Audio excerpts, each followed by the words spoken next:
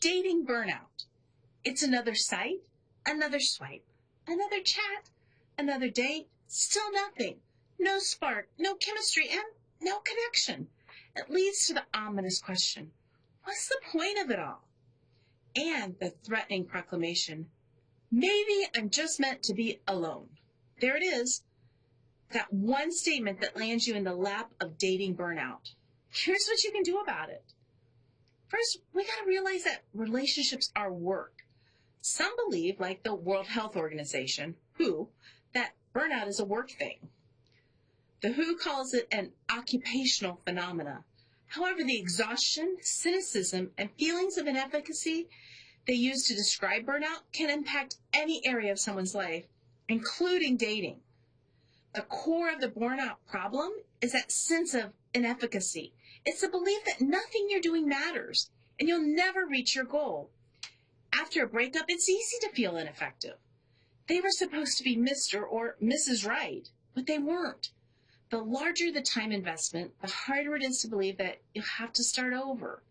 Once you've started over, it's hard to believe that it's so hard to find the next person. Maybe you message them and get no response, or you move to the first date and you just don't hit it off. It's easy to wonder when you'll finally find someone, or if you will. So, relationships are estimating problems. The problem of trying to predict when you'll find Mr. or Mrs. Right is that it's a difficult estimating problem. Though we don't think about it like that, we estimate when we'll find Mr. or Mrs. Right based on the likelihood they'll cross our paths. The problem with this idea is that we have no more idea when we'll find the right person than we know how to pick the winning bingo card. That is, the timing of the solution is unknowable. One way to change the probability of winning a game of bingo is to increase the number of bingo cards. The second way is to learn how to ensure you make every card count. So we're counting cards? If you're committed to playing multiple bingo cards in a place where the numbers are read out fast and furious, you're going to have to get good at marking. You need to be able to get clear on what numbers you do and don't have and get ready for the next. In a dating context, this means getting clear about who you are and what you want.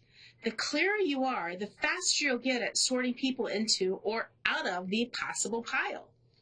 Working on yourself and figuring out who you are is probably the best way to attract the future Mr. or Mrs. Right to you. How do we increase our odds? If you get burned out and decide that nothing you're doing will ever work, you'll stop doing anything, and that will limit your chances. Sure, it could be the cable person, the UPS delivery driver, or the plumber who is Mr. or Mrs. Right, but it's more likely they aren't. You'll need to get out there and get more chances to find the right person.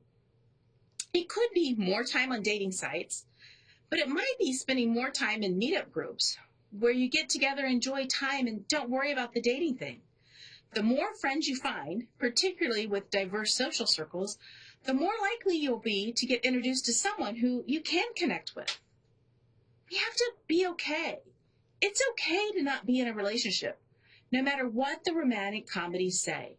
It's okay to be who you are without someone else until that someone else finally shows up.